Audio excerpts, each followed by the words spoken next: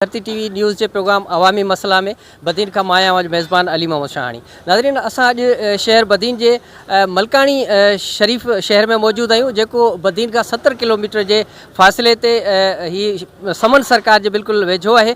उन हवाले से इतने असीं पहुता आहियूं। इतने जेके अहम इशू आहिनि जंहिंमें सेहत है ऐं तैलीम है ऐं ॿिया जेके बुनियादी अहम मसला आहिनि जंहिंमें गलियूं न ठहण ऐं गॾोगॾु ॿिया जेके बुनियादी मसला आहिनि उन्हनि खां जेके शहरी आहिनि रहवासी आहिनि उहे महरूम आहिनि। हिते जा जेके शहरी आहिनि उन्हनि खां पुछंदासीं त जेके मलकानी शरीफ जा बुनियादी मसला आहिनि ऐं उन हवाले सां वधीक उन्हनि जो छा चवणु आहे।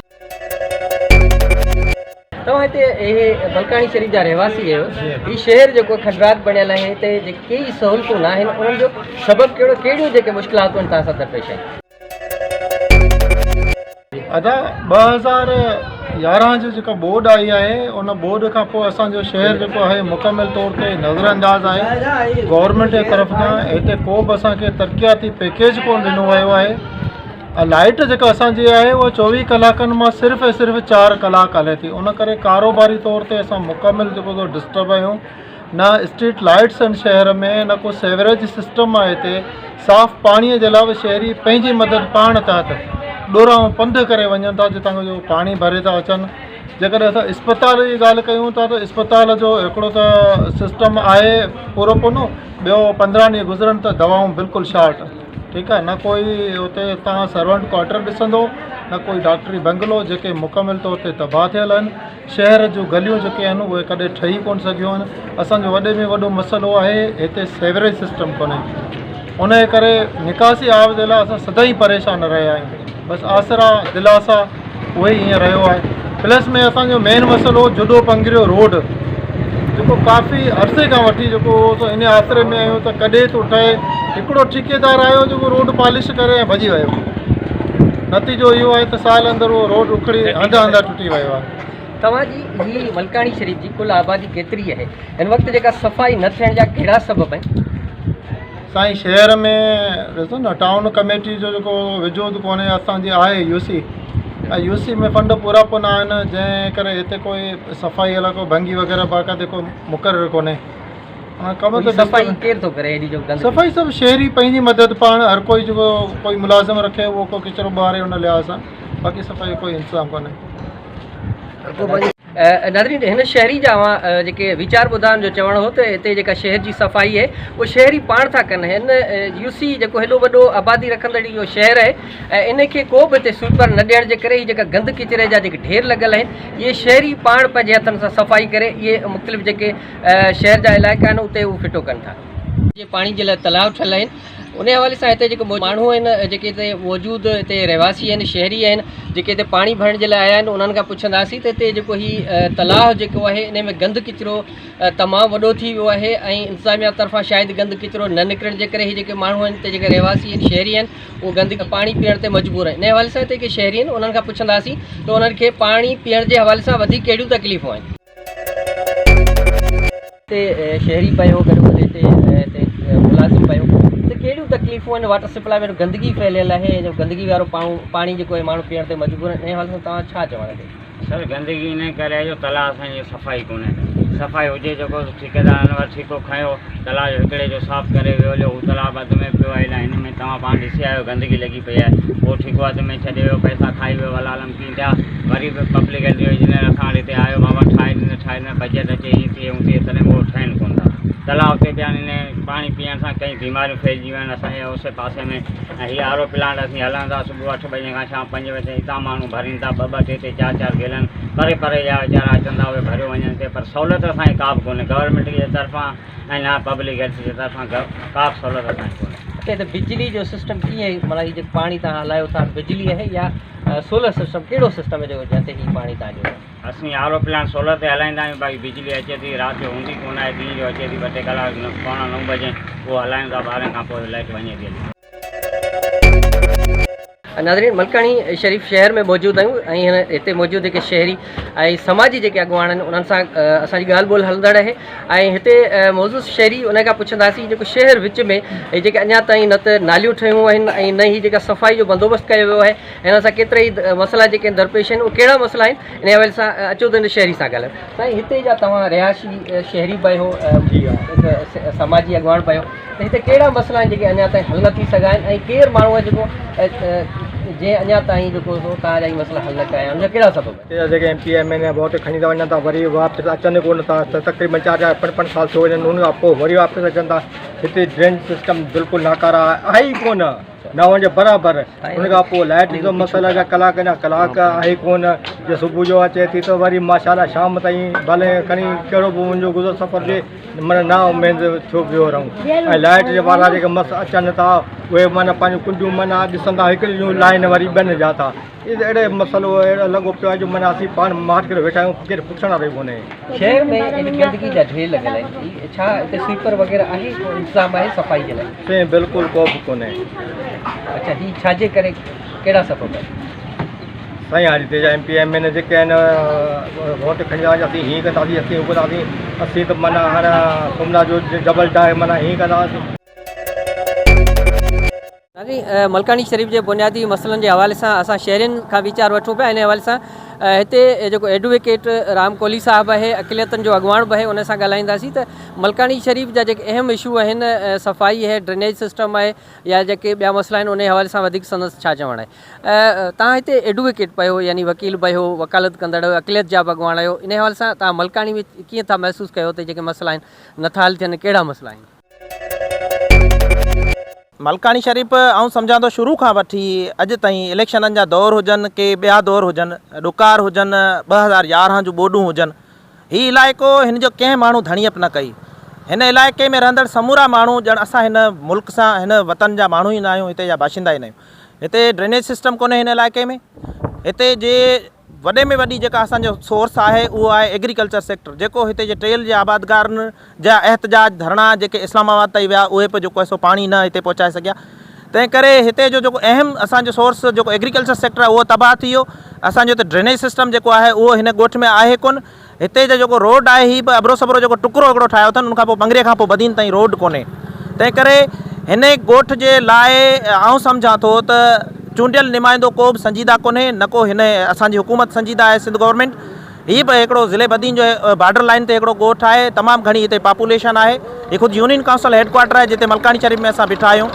असांजो शहरियुनि जो हिते जे रहाकुनि जो इहो मुतालबो आहे त ख़ुदारा त असांजो मलकाणी शरीफ़ जो इलाइक़े जो माण्हू पाकिस्तानी आहे सिंधी आहे असांजा बि राइट्स आहिनि फंडामेंटल जेके असांजा राइट आहिनि बुनियादी हक़ूक़ आहिनि जंहिंमें पाणी आहे रोज़गार आहे ॿियूं सभु शयूं आहिनि इंसाफ़ जी फराहमी आहे उहे सभई मिलणु घुरिजनि। ऐं हिन वक़्तु ताईं कंहिं बि क़िस्म जी का बि उमेदु हिननि चूंडियल नुमाइंदनि में असांखे नज़र कोन थी अचे। ऐं उमेदु कजे थी त असांजो हिते जो आवाम जागी पए ऐं निकिरी पए ऐं पंहिंजा हक़ विड़ी वठे। साईं तव्हां पीपल्स पार्टी जा अहम रुकन अॻुवाण बि आहियो यानी पीपल्स पार्टी जेके उहिदे ते बि आहियो छा हीअ जेके अहम मसइला आहिनि जंहिंमें सफ़ाई न आहे ड्रेनेज सिस्टम नाकारा आहे ॿिया जेके खोड़ सारा मसइला आहिनि गलियूं न आहिनि ठहियूं उनजा कहिड़ा सबब आहिनि छा तव्हां इन हवाले सां पंहिंजे पीपल्स पार्टी जे MLA या MP सां मिली मुलाक़ात करे हिन अहम इशू खे खयो आहे या न? असां हिन इशू खे खयो पर असांजी बदकिस्मती 10 सालनि खां असां वटि MP कोन्हे। जेको MP असांखे थिए थो उहो हिज़्ब इख़्तिलाफ़ में हिज़्ब इख़्तिलाफ़ वारे खे जेको फंड मिलनि कोन था उनजे करे असांजा तरक़ियाती कम रहिया पिया आहिनि। वॾे में वॾो असांजो जेको मसइलो आहे सो ड्रेनेज जो आहे। असांजूं घटियूं जेके पाणी सां भरियूं पियूं आहिनि कचियूं घटियूं आहिनि इहो असां पंहिंजे MLA सां मिलिया आहियूं उनखे दरख़्वास्त ॾिनियूं आहिनि कमाल तव्हांखे ॾिनी मीर ग़ुलाम अली खे ॾिनियूं अथऊं दाऊं कयूं अथऊं असांजा हीअ मसइला हल कया वञनि। असां वटि वाटर सप्लाई जे तलाउ जी हिकिड़ी खोट आहे ऐं असां उनजी डिमांड कई असांखे हाई स्कूल खे अपग्रेड करे हिन में ॾिनो वञे कॉलेज ॾिनो वञे असांजी अस्पताल जेका अपग्रेड कई वञे मूं पाण दरख़्वास्त ॾिनियूं सिहत जे वज़ीर खे उनजो अञा खर्चल कोन निकितो आहे। हिते गुरबत घणी आहे पाणी जी अणाहट आहे उनजे करे असां चयो हिते असांजे नौजवान जेके बेरोज़गार आहिनि ग्रेजुएट आहिनि उन्हनि खे नौकरियूं दर्जनि ते ॾियो असांखे जो बेरोज़गारी ख़तमु थिए उन ॾांहुं बि असांजे MLA वारनि जी तवजा कोन्हे रुॻो असां इहो कूड़ा दिलासा ॾिठा आहिनि ऐं पाण उहिदेदार आहियां पर कहिड़ो उन्हनि जूं शिकायतूं करियां उहे रुॻो ॿुधनि था भाई बेवस आहिनि अलाए छाजे करे बेवस आहिनि असांजा मसइला हल कोन था थियनि असांजो ॿार बच्चो पाणी जे लाइ परेशान आहे। उनजे करे असांजी इल्तिजा आहे त असांजा ई मसइला जेके तर्जी बिना ते हल कया वञनि ऐं असांजूं घटियूं जेके पंगिरो रोड खां वठी मलकाणी जी बाज़ार जूं पकियूं कयूं वञनि। वापारी बिरादरी ॾाढी परेशान आहे जो तो हिन में बरसात जो पाणी बीहे थो, गंदगी बीहे थी। हिते जेको सिहत मर्कज़ आहे उन जा जेके डॉक्टर जेके रहनि था, उनजा जेको क्वार्टर आहिनि उहे ड्रेमेज आहिनि, उनजी हालत खडरात लॻी पई आहे।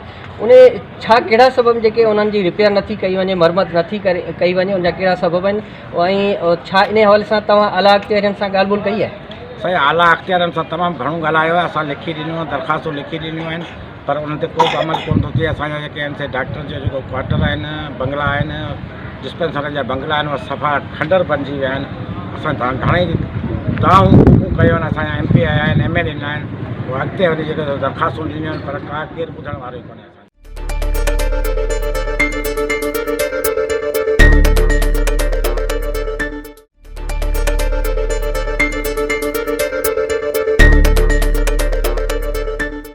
शाइर ऐं राइटर अज़ीज़ बंबरो साहब असां सां गॾु आहे। अज़ीज़ बंबरो साहब हिन इलाइक़े खे तव्हां हिते हिन इलाइक़े जा रहवासी बि हो ऐं हिते शहरी बि हो, गॾोगॾु तव्हां राइटर बि हो, शाइर बि हो। इन इलाइक़े कीअं था ॾिसो त हीअ जेके बुनियादी मसइला आहिनि अञा ताईं हल न थियण जा कहिड़ा सबब आहिनि ऐं तव्हां सां कहिड़ा बुनियादी मसइला आहिनि जेके अञा ताईं हल न थी सघिया आहिनि, जेके तव्हांजा चूंडियल नुमाइंदा आहिनि उन्हनि हल न कया आहिनि? ऐं ॿियो असांखे इहो ॿुधाईंदो त मलकाणी शरीफ़ छा ही कॾहिं जो आबाद शहर आहे, उन मलकाणी शरीफ़ नालो कीअं पियो, ऐं गॾोगॾु इहो ॿुधाईंदो त हिन ॻोठ खे वली मोहम्मद मलकाणी करे बि सॾीनि था। इन हवाले सां तव्हां वधीक कहिड़ी रोशनी विझंदव? सभ खां पहिरीं त धरती TV जी तमामु घणी महिरबानी। मलकाणी शरीफ़ हिकिड़ो पोइते पियल इलाइक़ो आहे जंहिंजे लाइ टाइम कढी ऐं हिते जे माण्हुनि जे मसइलनि खे उपतार कयो आहे। इहा अव्हां जी तमामु घणी महिरबानी आहे धरती TV वारनि जी। मलकाणी शरीफ़ जेको आहे हीउ हिकिड़ो तमामु क़दीमी शहर आहे। हिन जो नालो त असुल में वली मोहम्मद मलकाणी आहे, हिकिड़ो ॻोठ हो, पर जीअं शहर ही आबाद थियो त पोइ हिते जे माण्हुनि जी जेका शराफ़त, इंतिहाई शराफ़त जेका आहे उन खे ॾिसी हिते जे माण्हुनि खे शरीफ़ सॾियो वेंदो हो, जंहिंजे करे ही मलकाणी शरीफ़ सॾिजी वियो। छाकाणि त हिते अक्सरियत मलकाणी क़ौम जी रहे थी ऐं उहे तमामु घणा शरीफ़ आहे, इन करे हिन खे मलकाणी शरीफ़ सॾियो वियो। हूअं त सिंध जा उहे शहर जिते का दरगाह हूंदी आहे उनखे मलकाणी उन खे शरीफ़ सॾियो वेंदो आहे, पर ही माण्हुनि जी शराफ़त जे करे मलकाणी शरीफ़ मशहूरु थियो आहे। ऐं ही ॾाढो ज़रख़ेज़ इलाइक़ो रहियो आहे। हिते मिर्च, कपह ऐं कणिक जा जेके आहिनि बम्पर फसल लहनि था ऐं कारोबारी लिहाज़ खां बि मिर्चनि, कपह ऐं कणिक में हीउ शहर तमामु घणो जेको सो बहितरीनु रहियो आहे। पर बदकिस्मती इहा आहे त हिते जे माण्हुनि खे हर दौर में हमेशह नज़रअंदाज़ कयो वियो आहे। हिते वोट वठण जे टाइम ते त वॾा बैनर बि लॻंदा आहिनि, वॾा नारा बि लॻंदा आहिनि, वॾा वाइदा बि थींदा आहिनि, वॾा जलसा बि थींदा आहिनि, पर जीअं वोट थी दंग थींदा आहिनि तीअं वरी हिते न कॾहिं MPA नज़र आयो आहे, न कॾहिं MNA नज़र आयो आहे। हालतूं जेकॾहिं ॾिसूं था त निंदण का घोड़ा गाइबाणा सवार। हिते जा माण्हू जेके आहिनि वीचारा दरबदर आहिनि, परेशान आहिनि। रोड कोन्हे, गलियूं कोन्हे, गटर नाला जेके आहिनि सो सरेआम गटर जेको शहरनि में वहे पियो। को स्वीपर हिकिड़ो बि जेको आहिनि हेॾी सारी जेको 10-12 हज़ार जी आबादी चइजे, उन में हिकिड़ो बि स्वीपर कोन्हे। केॾी बदकिस्मती आहे। ताज़ो यूनियन काउंसिल मलकाणी शरीफ़ खे दर्जो ॾिनो वियो आहे, अॻे खैरपुर गंबो यूनियन काउंसिल हुई ऐं हिते जो पंहिंजो अलॻि चेयरमैन आहे, अलॻि बजट आहे। उन जे बावजूदि कंहिं क़िस्म जी जेको हिते का तरक़ियाती स्कीम कोन हली आहे। नाज़रीन, मलकाणी शरीफ़ में शाइरनि अदीबनि जी बि खोट न आहे। इन हवाले सां नौजवान शाइर मोहम्मद ईसा बंबरो सां बि असीं ॻाल्हाईंदासीं त मलकाणी शरीफ़ जी सूरत हाल जे हवाले सां जेके मसइला आहिनि उन जे हवाले सां वधीक संदसि छा चवणु आहे। मोहम्मद ईसा साहिबु, तव्हां हिते जा जेके लोकल माण्हू बि हो, शहरी बि हो, गॾोगॾु शाइर बि हो, इहे जेके मसइला मलकाणी जा हिन मलकाणी शरीफ़ जे शहर जा, उहे तव्हां इन्हनि खे कीअं था ॾिसो? इहे हल न थियण जा कहिड़ा सबब आहिनि, कहिड़ा बुनियादी मसइला आहिनि? साईं, मलकाणी शरीफ़ जेको आहे उहो बदीन जो लास्ट शहर आहे। ठीकु आहे। हिते शुरू खां ई काफ़ी अरसे खां हीअ आबाद शहर आहे ऐं हिते तमामु बुनियादी सहूलियतुनि खां हीअ जेको सो महरूम इलाइक़ो आहे। हिते जी आवाम खे तमामु घणो निधणको कयो वियो आहे। को बि हिन जो धणी साईं न आहे। हिते ड्रेनेज सिस्टम न आहे, हिते सिविल अस्पतालनि जा जेके सिस्टम सही न आहिनि ऐं हिते रोड रस्ता न आहिनि, गलियूं सही न आहिनि। बरसातुनि में माण्हुनि खे तमामु घणो अज़ियतूं हासिलु थियनि थियूं ऐं तमामु घणो जेको सो परेशान कयो वञे थो। वॾे में वरी अलीमत साहिबु ॻाल्हि इहा आहे त जेको हितां जा चूंडियल नुमाइंदा आहिनि उन्हनि आवाम खे जेको सो बाक़ाइदे अखियुनि में सुरमू विझी जेको सो रवाना थी वञनि था, वोट वठण खां पोइ वापसी नथा थियनि। अच्छा, पोइ इन हवाले सां तव्हांजो MN ऐं MP केरु आहे, उन्हनि सां तव्हां ॻाल्हि ॿोल कॾहिं कई आहे? साईं उन्हनि सां बिल्कुलु वफ़दनि जी सूरतनि सां असीं विया आहियूं, पाणीनि जे मसइलनि जे हवालनि सां ॻाल्हायो अथऊं। हर बुनियादी मसइलनि ते असांखे हू रुगो ठला ॾटा ॾेई रवानी करे छॾींदा आहिनि। अच्छा, हिते जेको चेयरमैन आहे, यूनियन बि आहे, यूनियन काउंसिल मलकानी शरीफ़, त इन जो चेयरमैन बि आहे। छा तव्हां उन चेयरमैन खे कॾहिं चयो त हर महीने 5 लख रुपया बजट अचे थी, उहा किथे ख़र्च पई थिए? साईं उहो बिल्कुलु असां जेको सो जॾहिं बि हुननि वटि कंहिं बि मसइलनि लाइ वेंदा आहियूं, के बि जेको सो असां हुननि खे स्कीमनि लाइ चवंदा आहियूं त उहे बिल्कुलु चवंदा आहिनि त माना हाणे तव्हांजो थींदो, सभु कुझु थींदो। पर साईं तमामु घणी एड अचे थी ऐं का बि हिते ज़ाहिर न आहे। तव्हां ॾिसो था पिया हालत शहर जी जेका आहे ॾाढी रहम जोगी आहे ऐं जेको सो असांजी अपील आहे त जेको सो इन्हनि खे तंबी कयो वञे, असांखे मसइला बुनियादी मसइला हल कया वञनि। शहरी शाइर ऐं नौजवान अदीब ईसा बंबरो जा तासरात ॿुधा। नाज़रीन, संदसि चवणु हो त जेके चूंडियल नुमाइंदा आहिनि उहो उन्हनि जी तवजह न हुजण जे करे मलकानी शरीफ़ जा केतिरा ई मसइला आहिनि जेके अधूरा रहिजी विया आहिनि, न थियण जे बराबरि आहिनि। ऐं गॾोगॾु ही जेके हिते चेयरमैन रहे थो उन सां मिलिया आहिनि, पर अञा ताईं जेके मसइला आहिनि ईअं जो ईअं रहिजी विया आहिनि। वधूं था अॻिते, पुछो था। नाज़रीन, असां मलकानी शहर में ई मौजूदु आहियूं जिते नौजवान आज़ाद इतिहाद जे हिते नौजवाननि सां ॻाल्हाईंदासीं। इन्हनि मसइलनि खे कीअं पिया ॾिसो ऐं तव्हां जेके कहिड़ो किरदारु अदा कयो, कहिड़ा सबब जो अञा ताईं मसइला हल न थी सघिया आहिनि? कि सर असां इलेक्शन खां अॻु में कि हिते हिन शहर जा जेके चार्ट ऑफ डिमांड ठाहिया, हिते जेके वर्कनि ते आया हुआ असांजा चूंडियल नुमाइंदा, उहो कंहिं बि पार्टी जो को बि वर्कनि ते आयो पे त असां पंहिंजा चार्ट ऑफ डिमांड उनजे अॻियां पेश कया पे, जंहिंमें शहर जी सफ़ाई हुई, शहर जूं गलियूं हुयूं ऐं मलकानी शरीफ़ जी जेका BHU आहे उनखे अपग्रेड करणु, मलकानी शरीफ़ जी सरकारी अस्पताल जिते अॼु ॾींहुं ताईं काफ़ी असां एहतजाज कया इन्हनि इशूज़ ते, मलकानी जे लोकल इशूज़ ते, जंहिंमें सफ़ाई आहे, मलकानी जूं गलियूं आहिनि, वाटर सप्लाई आहे, को सफ़ाई जो अमलो हिते हिन शहर में पहुतो आहे जो न सफ़ाई थी सघी आहे, न ई हिते जूं गलियूं सही ठही चुकियूं आहिनि। असां हर चूंडियल नुमाइंदे खे इलेक्शन खां अॻु में चार्ट ऑफ डिमांड ॾिना, उनखां पोइ उन्हनि जे बंगलनि ते वियासीं, काफ़ी चकर लॻायासीं, असां उहे एप्लीकेशनूं खणी उन्हनि खे पोइ उहे यादगिरियूं ॾियारियूंसीं ऐं उन्हनि जे ख़िलाफ़ु एहतजाज बि कयासीं, काफ़ी एहतजाज रिकॉर्ड करायासीं, लेकिन अॼु ॾींहुं ताईं को बि मलकानी में कमु न थी सघियो। अच्छा, हिते शहर में छा जानवर जी अस्पताल आहे जो हिते ॾिसो पिया तमामु घणे अंदाज़ में, तमामु घणे मक़दार में हिते जानवर आहिनि, छा उते का वेटनरी वग़ैरह आहे? जी न सर, कोन्हे। कहिड़ा सबब आहिनि? सबब इहे ई आहिनि जो जेके चूंडियल नुमाइंदा आहिनि उहे हिन शहर खे ख़बर न आहे छो हक़ारत जी नज़र सां ॾिसनि था, या इलेक्शन खां पोइ वोट वठी ऐं ईअं ई बसि घर विसारे वेही था रहनि।